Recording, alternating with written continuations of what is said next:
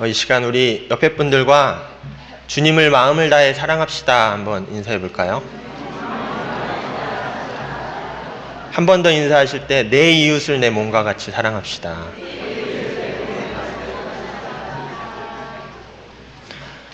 충고에 대한 명언들이 있습니다.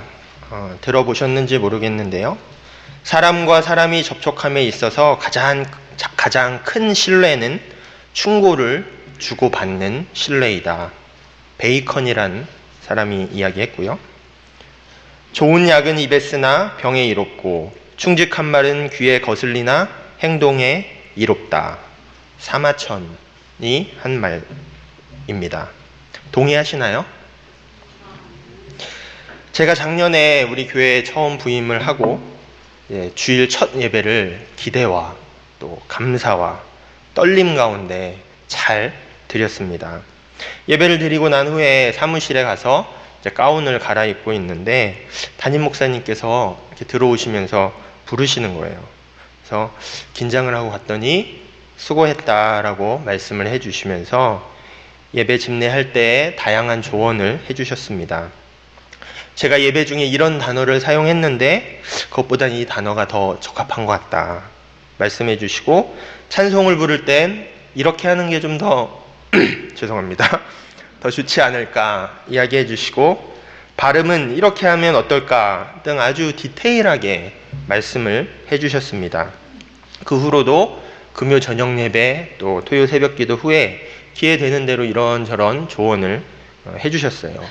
덕분에 저는 우리 교회의 예배 스타일이 어떤지 금방 파악을 할 수 있었고 또 교회에도 빨리 적응을 할 수 있었습니다. 저는 이렇게 조언을 담임 목사님 해주시는 게 참 감사했습니다. 그리고 개인적으로 저는 관심이 있어야 조언도 한다라고 그렇게 믿고 있습니다. 그런데 요즘은 담임 목사님께서 조언을 안 해주세요. 충고를 안 해주시고 건강한 관계 안에서는 이러한 충고나 조언을 감사한 마음으로 받을 수 있습니다. 좀 전에 나누었던 것처럼 서로에 대한 신뢰가 있을 때 충고도 잘 받을 수 있는 것입니다. 그런데 관계에 문제가 있으면 상대방으로부터 충고나 조언을 받았을 때 이 분노의 마음이 안에서부터 나오게 됩니다. 또는 내 자신이 병들어 있으면 누군가 내 잘못을 지적했을 때 그것을 감추려 하거나 아니면 뻔뻔하게 다른 사람도 다 하는데 뭐 라고 그러한 반응을 보입니다. 우리가 그 예를 멀리 갈 것도 없이 교통법규를 어겨서 우리가 경찰에 잡히게 되면 사람들이 가장 많이 하는 말이 무엇이냐면 다른 사람도 다 어기잖아요. 왜 나만 가지고 그래요? 라는 그러한 이야기를 가지고 항의합니다. 그러므로 충고에 있어서 충고를 하는 사람과 받는 사람의 그 관계에 따라 그 반응이 달라질 수 있다는 것입니다. 받는 사람의 마음의 상태 또는 영적 상태에 따라 충고를 받을 때의 그 반응이 달라질 수 있는 것입니다. 오늘날 이 사회의 문제가 뭐냐면 이 땅에 죄와 또 잘못된 것들이 너무 만연해 있기 때문에, 그리고 그로 인해 사람들이 죄의식을 느끼는 그러한 감각들이 무뎌져 있기 때문에 그것을 지적했을 때 분노를 하거나 굉장히 뻔뻔하게 반응을 한다는 것입니다. 그런데 이러한 뻔뻔한 모습은 오늘날만의 이야기는 아닙니다. 오늘 본문을 보면 이스라엘 사람들 또한 아주 뻔뻔한 모습으로 하나님 앞에 서 있습니다. 이것을 이해하기 위해서는 말라기서의 배경을 알아야 합니다. 말라기서의 시대 상황은 남유다가 이미 멸망했습니다. 솔로몬 왕 이후에 이스라엘은 북이스라엘과 남유다로 나뉘어지게 되죠. 북이스라엘은 BC 721년에 아수르에 의해서 멸망당합니다. 또 남유다는 BC 587년에 바벨론에 의해서 멸망을 당합니다. 북이스라엘은 아수르의 혼혈 정책으로 그 민족 전체가 나중에 사마리아인으로 전락해버리고 말고요. 남유다는 멸망한 후에 바벨론에 의해서 몽땅 다 포로로 잡혀갔다가 예레미야와 같은 예언자들이 이미 예언한 대로 70년 후에 예루살렘으로 돌아옵니다. 근데 이때 돌아올 때 백성들이 그냥 돌아오는 것이 아니라 이 마음 가운데 예루살렘의 회복에 대한 꿈을 품고 돌아옵니다. 우리가 돌아가기만 하면 예루살렘은 다시 회복될 거야. 이전 하나님께서 다윗과 솔로몬에게 부어주셨던 그 영광을 우리는 금방 다시 되찾을 수 있을 거야. 그런 마음을 가지고 마치 이전에 홍해를 건너 출애굽했던 그들의 선조들처럼 그들은 꿈에 부풀어서 예루살렘으로 돌아옵니다. 돌아와서는 가장 먼저 전쟁으로 인해 무너져 버린 그 성전을, 하나님의 성전부터 재건하기를 시작합니다. 중간에 사마리아인들에 의해서 방해를 받아 중단되기는 합니다. 하지만 학개와 스가랴 선지자의 그러한 격려로 인해서 성전 재건은 마침내 이루어지고 잘 마쳐지게 됩니다. 그런데 문제는 여기서부터 시작되는 것입니다. 그렇게 성전 재건까지 잘 마쳤는데 이스라엘 사람들의 예상과는 달리 그들의 삶이 전혀 나아지지 않고 여전히 초라하고 여전히 피폐하더란 것입니다. 예루살렘만 돌아가면, 성전만 재건하면 과거 다윗의 영광이 금방 재현될 줄 알았는데 먹고 사는 걱정하느라 하루하루 너무나도 힘들게 살아가더란 것입니다. 그래서 사람들은 마음속에 잘못 왔나? 하나님 마음이 바뀌신 건가? 라는 그러한 의문을 품기 시작합니다. 그리고 시간이 흐름에 따라 그러한 의문은 점점 원망과 회의감으로 바뀌게 됩니다. 말라기서를 보면 다른 구약 성경과는 달리 하나님과 이스라엘 백성들이 대화를 주고받는 것을 볼 수 있습니다. 대화를 나눌 때 하나님께서 말씀하시고 또 이스라엘 백성들이 대답하고 이렇게 주고받습니다. 그런데 하나님께서 이스라엘 백성들의 그 잘못에 대해서 지적하실 때 이스라엘 백성들이 회개하지 않습니다. 그리고 죄책감 때문에 하나님 앞에 부끄러워하지도 않습니다. 오히려 하나님이 말씀하시면 우리가 언제 그랬는데요? 하나님 잘 알고 하시는 이야기세요? 라며 대들기 시작한다라는 것입니다. 말라기서 1장 2절의 말씀을 보면 여호와께서 이르시되 내가 너희를 사랑하였노라 하나 너희는 이르기를 주께서 어떻게 우리를 사랑하셨나이까 하는도다. 또 말라기 3장 13절의 말씀을 보면 여호와가 이르노라 너희가 완악한 말로 나를 대적하고도 이르기를 우리가 무슨 말로 주를 대적하였나이까 하는도다.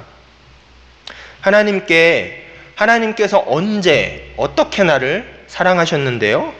라고 따지고 있고 또 유다 백성들이 완악한 말로 하나님의 마음을 아프시게 하는 거예요.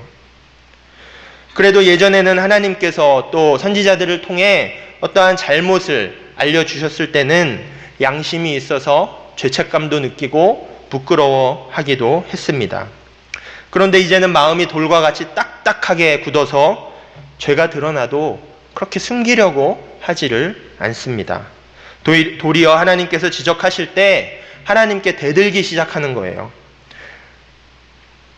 하나님께서 완악하다라고 말씀을 하실 때는 우리가 죄가 있기 때문에 그 죄를 보고 너네 너무 완악하다라고 말씀하시지 않습니다.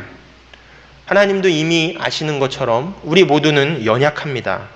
그래서 죄된 본성을 지니고 살아가다 보면 언제라도 다시 넘어질 수밖에 없는 그러한 존재들이죠.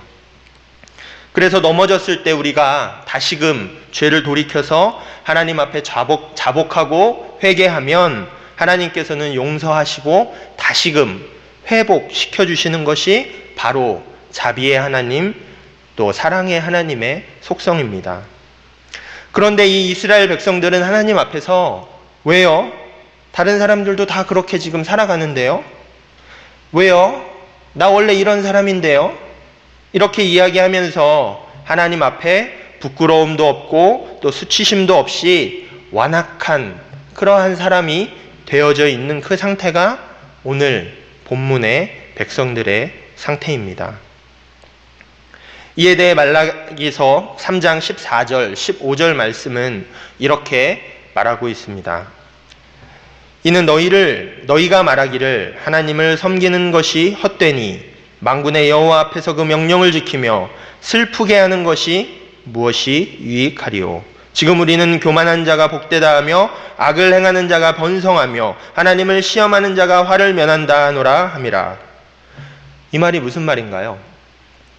하나님 말씀대로 포로에서 돌아와서 성전 재건도 이루었고 하나님 말씀대로 회복도 기대했는데 막상 살아보니 별거 없더라. 힘만 들고 고생만 하고 제대로 되는 일은 하나도 없더라 라고 이야기하는 것입니다. 오히려 교만한 자, 악을 행하는 자가 더 잘 되는 것 같더라고 이야기하는 것입니다. 우리가 살다 보면 실제로 악한 사람이 더 잘 될 때가 있습니다. 선하게 사는 것이, 또 말씀대로 사는 것이 힘만 들고 손해만 보고 또 심지어는 결과도 그렇게 좋지 않을 때가 분명히 살아가면서 있습니다. 우리는 그것을 악한 날, 또 악한 때라고 부릅니다. 그런데 우리가 분명하게 기억해야 할 것은 그 악한 날, 그 악한 때는 영원하지 않고 일시적이라는 것입니다. 하나님께서 반드시 개입해 주셔서 그 악한 날을 주의 날로 바꾸실 때가 반드시 온다는 것입니다. 유다 백성들은 지금 그 때를 기다리지 못하고 말씀 붙잡고 살아가 봐야 힘만 들고 별 의미 없더라 라고 성급하게 이야기를 하기 시작하는 것입니다. 그렇다면 왜 이런 일들이 생기는가? 맛의 배신이라는 책이 있습니다. 최근에 나온 책인데요.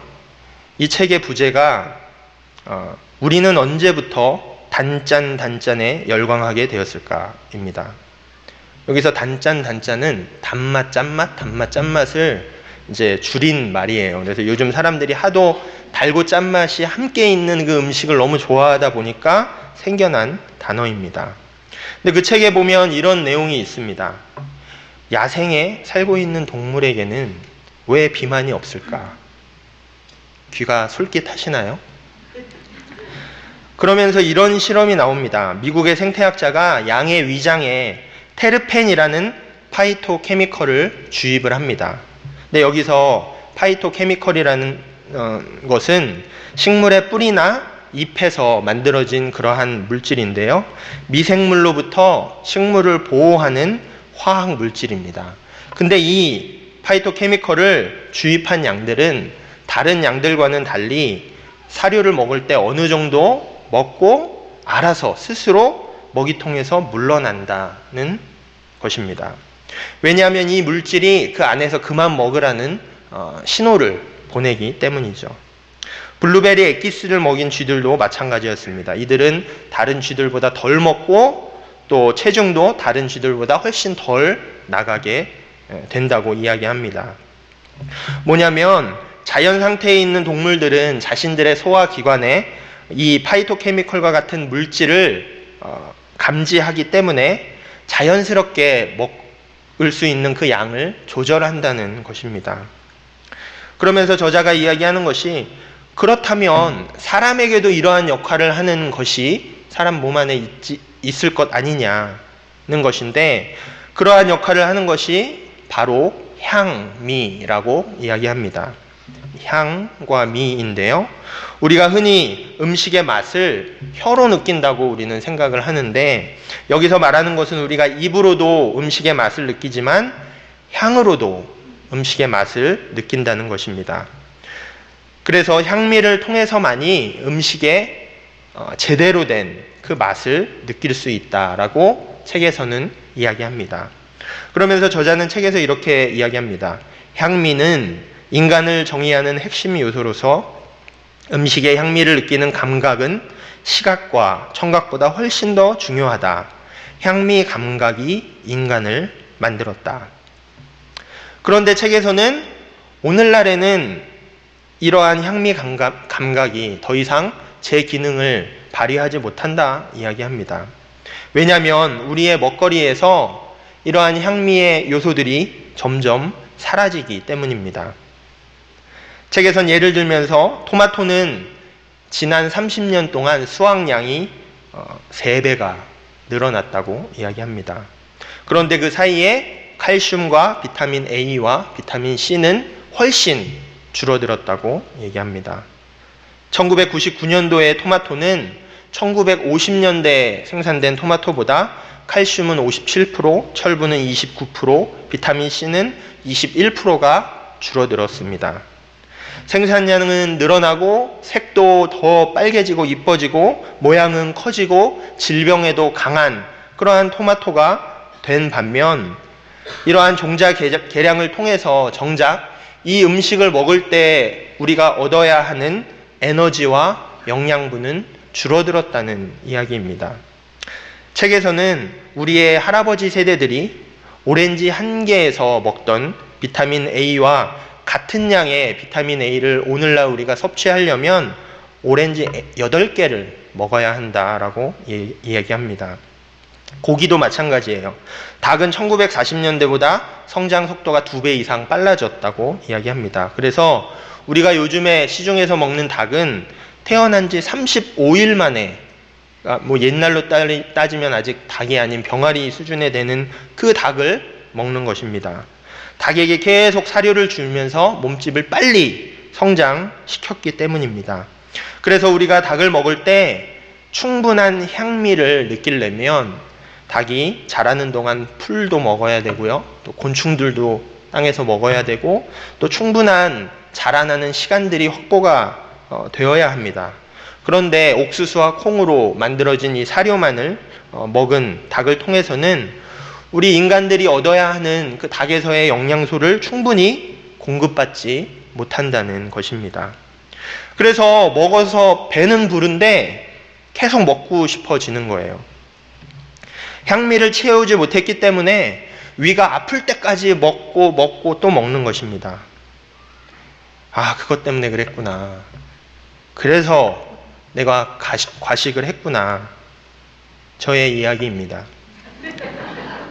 우리가 느껴야 하는 질적 포만감이 먹어도 느껴지지 않는 거예요. 그러니까 MSG와 같은 화학 조미료를 이용해서 자꾸 그 인공적인 맛, 자극적인 맛을 만들어서 그 빈 공간을 채우려고 합니다. 하지만 그걸로 채워지지 않으니까 그 헛헛함 때문에 더 많이 먹게 되는 것이죠.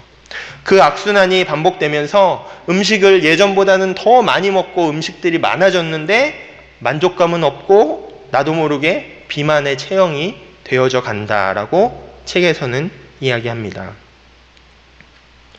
이스라엘 백성들, 그리고 오늘날 우리가 진짜 공급받아야 할 것들을 우리가 공급받지 못하니까 내 부족한 부분들을 세상 가운데에서 찾기 시작한다는 것입니다.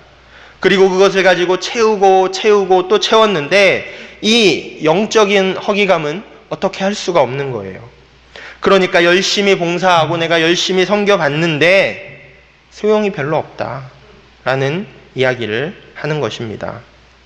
우리가 신앙생활을 하면서 우리가 강조하고 끊임없이 물어봐야 하는 그러한 질문이 왜 하나님께서 이 땅에 나를 보내셨는가?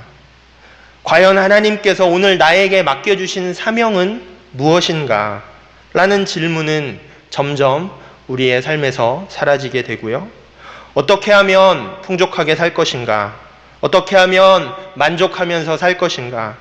어떻게 하면 남들보다 뒤처지지 않고 내 자존심 꺾이지 않고 세상 가운데 만족하며 그럴듯하게 살 것인가만을 놓고 고민한다는 것입니다.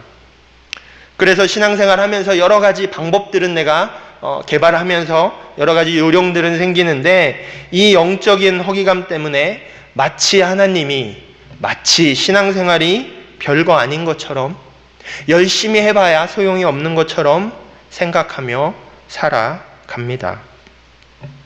솔로몬은 전도서 3장 11절에서 이렇게 고백하고 있습니다. 하나님이 모든 것을 지으시되 때를 따라 아름답게 하셨고 또 사람들에게는 영원을 사모하는 마음을 주셨느니라. 하나님께서는 우리에게 영원을 사모하는 마음을 원래부터 우리에게 주신 것입니다. 그런데 사람들의 마음 가운데 그 마음을 잊어버린 거예요. 그래서 공허하고 배가 고픈 것입니다. 그렇게 함으로써 생기는 문제가 있습니다. 우선 영적 추수의 기쁨이 사라집니다. 갈라디아서 6장 7절 8절에 스스로 속이지 말라. 하나님은 업신여김을 받지 아니하시나니 사람이 무엇으로 심든지 그대로 거두리라. 자기의 육체를 위하여 심는 자는 육체로부터 썩어질 것을 거두고 성령을 위하여 심는 자는 성령으로부터 영생을 거두리라. 세상은요, 앞으로 다가올 것에 대해서 예측하기 어렵습니다. 그래서 오늘 하루 나를 만족시키는 것, 나에게 오늘 하루 기쁨이 될 수 있는 것, 그것만 누리면 그것으로 충분하다라고 이야기합니다. 그런데 하나님께서 말씀을 통해 하신 약속은요, 너희가 오늘 인내하면, 너희가 더 큰 것을 바라보며 오늘 고통을 감수하면, 오늘 말씀에 순종하려고 내 것을 포기하면 반드시 기쁨의 단을 거두리로다 말씀하시는 것입니다.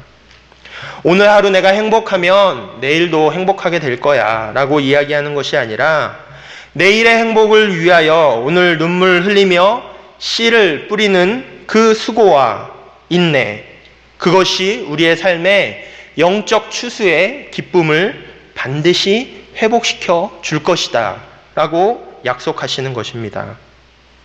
그런데 그 기쁨이 사라진 거예요. 왜?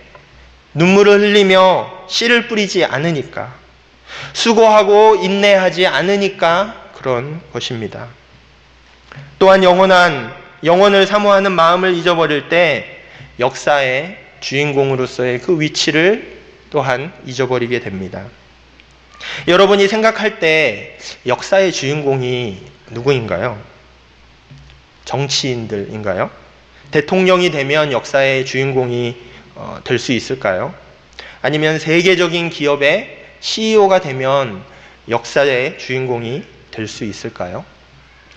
그런데 성경은 그렇게 이야기하지 않습니다. 성경을 보면 그 시대의 세계에서 가장 큰 제국을 통치하였던 왕이 역사의 주인공, 또 성경의 주인공이 되지 않았습니다. 성경에서 이야기하는 역사의 주인공은 바로 말씀대로 살아가는 사람이었습니다. 우리가 잘 아는 요셉이라는 사람이 있습니다. 그는 형들의 시기함으로 인해 노예로 팔려갑니다. 노예로 팔려간 상황 속에서도 그는 언제나 하나님과 동행하는 삶을 살아갑니다.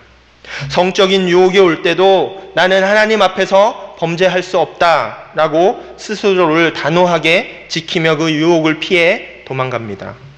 그래서 그는 노예로, 범죄자로 살아갑니다. 하나님 앞에서 정직하게 살아간 결과가 감옥에서 썩는 것이에요. 그런데 중요한 것은 그의 영혼은 썩지 않았습니다. 그의 인생은 썩은 것 같았지만 그의 영혼은 썩지 않았습니다. 그럴 때 하나님께서는 이 요셉을 통하여서 하나님의 일을 하시기 시작하는 것입니다. 오늘 말라기에 나오는 사람들 같았으면 이렇게 얘기했겠죠. 그렇게 유난 떨지 마. 결국 너 손해야. 그냥 적당히 누리면서 타협하면서 즐기면서 살아. 라고 그렇게 이야기했을지도 모르겠습니다. 하지만 요셉은 끝까지 하나님 말씀대로 살아가는 것을 포기하지 않았습니다. 그럴 때 역사의 주인공이신 하나님께서 그를 들어 쓰셔서 그를 역사의 주인공으로 살아가게 하셨습니다. 그런데 고난이 싫어서 도망가게 되고 인내가 싫어서 도망치게 되면 역사의 중심에서 또 하나님의 뜻에서 밀려나갈 수밖에 없음을 기억해야 하는 것입니다. 악이 성행하고 교만한 자들이 성공하고 하나님을 만홀히 여기는 자들이 아무런 탈 없이 살아가는 이 세대를 우리가 바라보면서 우리가 느껴야 하는 감정은요, 아, 부럽다. 아, 저 정도는 괜찮은가 보다. 라는 것이 아니라 두려워해야 합니다. 하나님을 두려워해야 하고요. 또 그러한 영향을 받아서 혹시 나도 죄에 대해서 무뎌지는 것이 아닐까 스스로를 두려워해야 합니다. 악이 성행하는 세상에서는 죄에 대한 경계심을 나도 모르게 내려놓기 때문입니다. 에이, 다들 그렇게 사는데 이 정도는 괜찮겠지라고 스스로를 안심시킵니다. 그런데 우리가 꼭 알아야 하는 것이 있습니다. 악한 사람들이 그렇게 잘 되면서 날뛰는 이유가 무엇인지 아세요? 하나님께서 악을 허용하시는 이유가 무엇일까요? 그건 바로 하나님께서 뽑아버리시기로 결정하셨기 때문입니다. 돌이킬 수 있는 사람이면 하나님께서 징조도 보여주시고 때로는 고난을 허락하셔서 어떻게 해서든지 돌아올 수 있도록 하셨겠죠. 그런데 하나님께서 그 악을 허용하시고 내버려 두시기 시작할 때에는 너 맘대로 살아라. 결국 심판의 날에 너는 심판의 대상이 될 것이다. 라는 뜻입니다. 그러므로 우리는 그것을 보며 부러워할 필요가 없는 것입니다. 이러한 악의 시대 속에서 끝까지 말씀 붙잡고 살아가려고 하는 사람들에게 하나님께서 약속하신 그 말씀이 오늘 본문 말씀입니다. 말라기 3장 16절, 그때 여호와를 경외하는 자들이 피차의 말하매 하나님께서 그것을 분명히 들으시고 여호와를 경외하는 자와 그 이름을 존중히 여기는 자를 위하여 여호와 앞에 있는 기념책에 기록하셨느니라. 그리고 하나님께서는 하나님을 경외하는 자들, 그 이름을 존중히 여기는 자들에게 이렇게 말씀하십니다. 만군의 여호와가 이르노라. 나는 내가 정한 날에 그들을 나의 특별한 소유로 삼을 것이요 또 사람이 자기를 섬기는 아들을 아낀같이 내가 그들을 아끼리니 그때 너희가 돌아와서 의인과 악인을 분별하고 하나님을 섬기는 자와 섬기지 아니하는 자를 분별하리라. 그때 그 시대가 그렇게 악하고 영적인 무력감에 빠지고 그래서 영적인 추수의 기쁨을 잊어버리고 또 역사의 주인공이 되지 못하는 그 시대에 그 가운데에서도 끝까지 하나님을 경외하고 하나님의 이름을 존중하는 그 남은 사람들에게는 하나님께서 그 이름을 분별하실 것이라고 약속하고 계신 것입니다. 그 때가 되면 악인과 또 의인은 구별되게 될 것입니다. 그 때가 되면 참으로 하나님을 섬기는 자와 그렇지 않은 사람들이 구별되어질 것입니다. 오늘날에는요, 예배 자리에 앉아있기만 하면 또 열심히 신앙생활 하는 것 같으면 하나님을 섬기는 자로 여기게 되고 또 예배에 안 나오면 꼭 하나님을 섬기지 않는 자로 그렇게 여겨지기도 합니다. 그런데 그때가 되면 그 정한 날이 되면 하나님을 참으로 섬기는 자와 그렇지 않은 자를 분별할 것이다 라고 말씀은 이야기합니다. 매 주일마다 전 세계에 있는 교회에서 똑같이 예배를 드리고 있지만 하나님을 만나는 영적인 감동이 있고 하나님을 향한 뜨거운 사랑이 있고 하나님께 드리는 예배 가운데 눈물을 흘리며 또 애통하며 감사하는 그 믿음의 고백이 있고 하나님의 뜻대로 살려고 몸부림치는 그러한 사람들에게는 하나님께서 정하신 그 날에 분명히 모든 것들을 분별하실 것이다 라고 이야기하는 것입니다. 지금은 그러한 것들이 잘 분별되지 않아요. 그래서 때로는 정직한 것이 또 선한 것이 억울할 때가 있습니다. 하지만 하나님께서는 이 말씀을 통해 내가 다 안다, 내가 다 카운트하고 있다, 걱정하지 말아라 말씀하시는 것입니다. 하나님께서 알아주시면 사실 다 끝나는 것입니다. 지금 아무리 억울해도 하나님께서 안다 하시면 괜찮은 거예요. 그런데 문제가 있습니다. 그게 잘 되지 않습니다. 쉽지 않습니다. 회개하고 하나님께로 돌아가는 것이 사실 그렇게 쉽지가 않습니다. 왜 그런가요? 회개하고 하나님께 돌아가면 사실 적당히가 안 되기 때문입니다. 자신의 동포 이스라엘 사람들의 돈을 착취하던 세리 삭개오가 예수님을 만나고 난 후에 가장 처음 한 행동이 무엇이었나요? 예수님께서 구원이 오늘 이 집에 이르렀다라고 말씀하실 때 그는 자신이 그토록 중요하게 여기던 그 자신의 모든 것을 가난한 자들에게 나누어 주겠다고 선포합니다. 하나님을 진짜 만나면 내가 지금까지 중요하게 여겼던 것들이 사실 중요한 게 아니었구나, 더 중요한 게 있구나 라는 것을 깨닫게 됩니다. 우리가 예배를 드리면서도 신앙생활은 내 인생이 무너지지 않는 선까지, 내가 세상 속에서 목표한 것들, 또 내 자녀들이 세상 속에서 잘 되는 것은 제외하고라고 생각하는 분들이 있습니다. 그런데 바뀌어야 한다는 것입니다.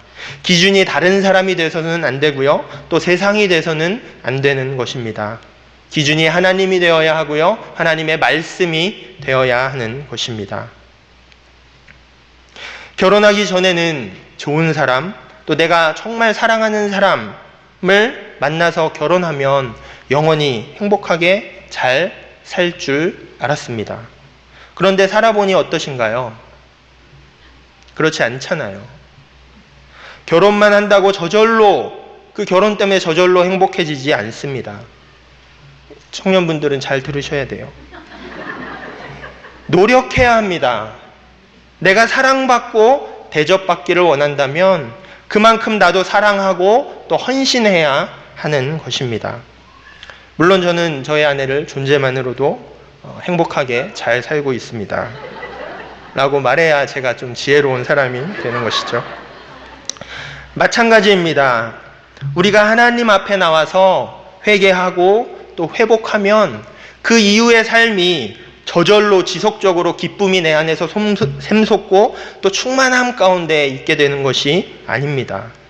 그 이후로도 지속적으로 우리가 하나님의 말씀대로 살기 위해 노력하고 몸부림치는 시간이 필요한 것입니다. 그 시간이 쌓여지는 동안 실패하면 다시 일어나고 또 실패하면 또 다시 일어나는 반복의 시간을 통해 우리의 영적인 그러한 자아는 훈련을 받게 되어지는 것입니다. 그렇게 할 때 점점 말씀대로 살아가는 그 체질로 우리는 바뀌어질 수 있는 것입니다. 정한 날이 이르러 하나님께서 분별하시는 그때가 되었을 때에 그렇게 살아온 사람만이 하나님 앞에 바로 설 수 있습니다. 그렇게 할 때 내가 세웠던 나의 도구, 나의 사랑하는 사람이로구나, 하나님의 칭찬을 받고 하나님께 쓰임 받는 기쁨을 누릴 수 있게 되는 것입니다. 바라기는 하나님 앞에 그렇게 부름받는 우리 모두가 되시기를 주님의 이름으로 간절히 축원합니다. 다 같이 기도하시겠습니다.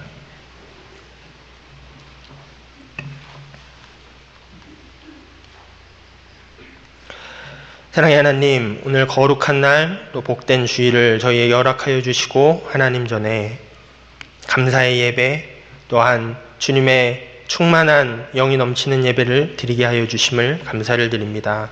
오늘의 말씀을 통하여서 저희들 다시 한번 말씀 앞에 바로 서는 그러한 주님의 자녀들 되기를 간절히 원합니다. 세상을 바라보지 않고 말씀의 기준을 가지고 하나님 앞에 온전히 마지막 때까지 우리의 믿음을 지켜나가는 그러한 주님을 부르는 주님의 자녀들 될 수 있도록 주님 인도하여 주시옵소서. 감사를 드리며 예수 그리스도의 이름으로 간절히 기도드립니다. 아멘.